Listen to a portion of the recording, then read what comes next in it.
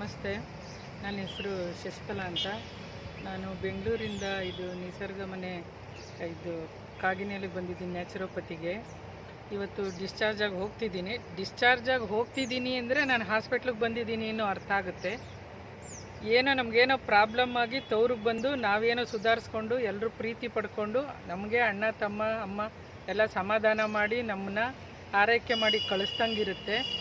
ನಾನು ಇವರು ಶಿವರಾಜ್ ಪಾಟೀಲ್ ಸರ್ ಕಡೆಯಿಂದ ಬಂದಿದ್ದೀನಿ. ಸುಮಾರು ನಾನು 14-15 ವರ್ಷ ಆಗಿರ್ಬೋದು. ಪ್ರತಿ ವರ್ಷಕ್ಕೆ 2 ಸಲ ಬರ್ತೀನಿ. ತುಂಬ ಚೆನ್ನಾಗಿದೆ ಟ್ರೀಟ್ಮೆಂಟು. ನಾವು ಈಗ ಹಾಸ್ಪಿಟ್ಲಿಗೆ ಹೋಗಿ ಒಂದು ಟೆಸ್ಟ್ಗೆ ಅಂದರೆ ಎಷ್ಟೋ ದುಡ್ಡು ಕೊಡಬೇಕಾಗುತ್ತೆ. ಆ ಟೆಸ್ಟಲ್ಲಿ ನಾವು 10ರಿಂದ 15 ದಿವಸ ನಾವು ಇಲ್ಲಿದ್ದು ನಮಗೆ ಬೇಕಾದ ಫುಡ್ ತಗೊಂಡು ಅದು ಔಷಧಿ ಮಾತ್ರೆ ರಹಿತ ನಾವು ಇಲ್ಲಿದ್ದು ಹೋಗ್ಬೋದು. ಇವತ್ತು ನಾನು ಇಷ್ಟು ಆರೋಗ್ಯವಾಗಿದ್ದೀನಿ